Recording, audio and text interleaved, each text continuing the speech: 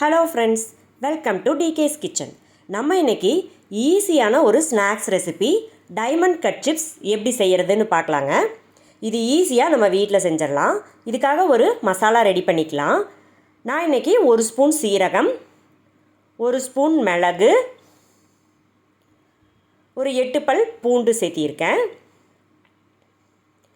இதை கொரன்னு மிக்சியில் அடிச்செடுத்துக்கலாம்.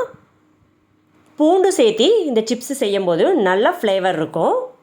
பாருங்கள், இந்த மாதிரி கொரன்னு அரைச்செடுத்தால் போதும். இதை நம்ம ஒரு ஓரமாக வச்சுக்கலாம். நான் இன்றைக்கி 2 கப் அளவுக்கு மைதா மாவு எடுத்திருக்கேன். நீங்கள் 1 கப் மைதா மாவு 1 கப் கோதுமை மாவு வேணாலும் எடுத்துக்கோங்க. கருப்பு எள்ளு 1 ஸ்பூன் சேர்த்தியிருக்கேன். உப்பு இந்த சிப்ஸுக்கு தேவையான அளவு சேர்த்தியிருக்கேன். கருவேப்பிலை பொடி பொடியாக கட் பண்ணி ஒரு 3 கொத்து கருவேப்பிலையை பொடி பொடியாக கட் பண்ணி சேர்த்தியிருக்கேன். ஓமம் 1 ஸ்பூன் சேர்த்திருக்கு. ஓமம் முழுசாக சாப்பிட பிடிக்காதவங்க நீங்கள் மிக்சியில் அரைச்சி கூட சேர்த்திக்கலாம். நம்ம அரைச்சி வச்ச மசாலா பேஸ்ட்டை சேர்த்திக்கலாம். காஷ்மீரி சில்லி 1 ஸ்பூன் சேர்த்திருக்கேன். இது கலருக்காக தான். நம்ம பெப்பர் போட்டிருக்கோம், நீங்கள் அதுக்கு பதிலாக மிளகா போட்டு அரைக்கிறதுனாலும் அரைச்சிக்கோங்க. இதை எல்லாமே நல்லா பிசைஞ்சு விட்டுட்டு அதுக்கப்புறமா நம்ம கொஞ்சம் கொஞ்சமாக தண்ணி சேர்த்தி நம்ம பூரி மாவு பிசைவோம் இல்லையா, அந்த பதத்துக்கு நம்ம இதை நல்லா பிசைஞ்சு எடுத்துக்கலாம். இது நல்லா சாஃப்டாக இருக்கிறதுக்காக கொஞ்சமாக ஒரு 2 ஸ்பூன் அளவுக்கு வெண்ணெய் சேர்த்திக்கலாம். நீங்கள் நெய் இருந்தாலும் சேர்த்திக்கோங்க. அப்படி இல்லைன்னா நம்ம பொரிக்கிறதுக்கு எண்ணெய் எடுத்து வச்சுருப்போம் இல்லையா, நல்லா சூடானதுக்கப்புறமா அந்த எண்ணெயும் சேர்த்திக்கலாம். அப்போ தான் நல்லா நம்மளுக்கு கிறிஸ்பியாக கிடைக்கும். அவ்வளோதாங்க, நல்லா பூரி மாவு பதத்துக்கு நல்லா பிசைஞ்சு வச்சுட்டோம். இந்த மாவு ஒரு 2 நிமிஷம் போல் பிசைஞ்சால் போதும், நல்லா சாஃப்டாக இருக்கும். இது ஒரு 10 நிமிஷம் போல் ஊறட்டும். மேலே கொஞ்சமாக எண்ணெய் அப்ளை பண்ணிவிட்டு நம்ம ஒரு 10 நிமிஷம் போல் இதை ஊற வச்சிடலாம். மேலே எண்ணெய் அப்ளை பண்ணும்போது நம்மளுக்கு மாவு காயாமல் இருக்கும். இது ஒரு துண்டு இல்லைன்னா தட்டு போட்டு ஒரு 10 நிமிஷம் போல் மூடி வச்சிடலாம். இப்போ நம்ம எண்ணெய் சூடு பண்ணிக்கலாம். நான் இன்றைக்கி சன்ஃப்ளவர் ஆயில் சேர்த்திருக்கேன். நீங்கள் கடலெண்ணெய் சன்ஃப்ளவர் ஆயில் எது வேணாலும் சேர்த்திக்கோங்க. இப்போ மாவு ஒரு 10 நிமிஷம் போல் நல்லா ஊறிடுச்சு. இது ஒரு 2 டைம் நல்லா பிசைஞ்சு விட்டுட்டு உருண்டை பிடிச்சிக்கலாம்.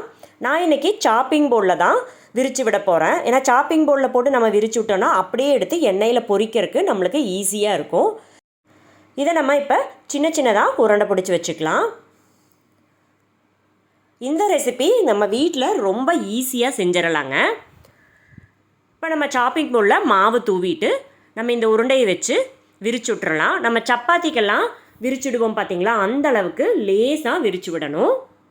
அப்போ தான் நம்மளுக்கு நல்லா கிறிஸ்பியான டைமண்ட் கட் சிப்ஸ் கிடைக்கும்.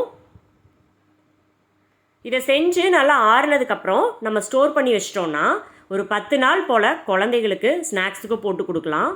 ரொம்ப ஹெல்த்தியான டிஷ் தான் இது. பாருங்கள், இது மாதிரி கட் பண்ணி எடுத்துக்கலாம்.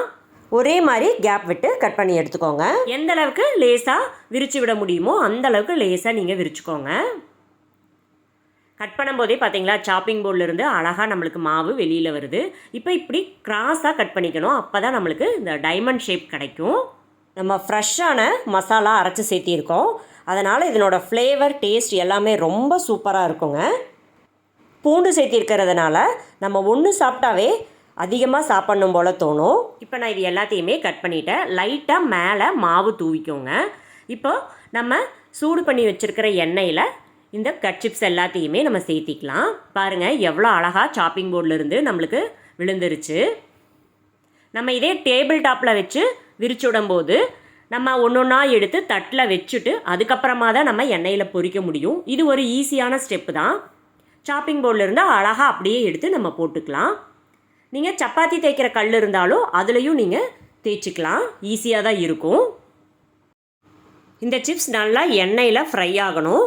அப்போ தான் நம்மளுக்கு நல்லா மொறுன்னு சிப்ஸு கிடைக்கும். சிப்ஸு நல்லா ஃப்ரை ஆகிடுச்சு. இந்த சிப்ஸை எடுத்துக்கலாம். இதே மாதிரி மற்ற எல்லா மாவையுமே நம்ம சாப்பிங் போர்ட்லேயே அழகாக திரட்டி விட்டு போட்டு எடுத்துக்கலாங்க. பாருங்கள், நல்லா மொறுன்னு இருக்குது. இதை நல்லா ஆறுனதுக்கப்புறமா ஒரு ஏர்டைட் கண்டெய்னரில் போட்டு வச்சிட்டோன்னா நம்ம குழந்தைங்களுக்கு ஸ்நாக்ஸாக கொடுக்கலாம். நம்ம சீரகம் பூண்டு எல்லாம் போட்டிருக்கிறனால சூப்பரான ஃப்ளேவராக இருக்குது. நீங்களும் ட்ரை பண்ணி பாருங்கள். மறக்காமல் எங்கள் சேனலை சப்ஸ்கிரைப் பண்ணுங்கள். தேங்க்யூ.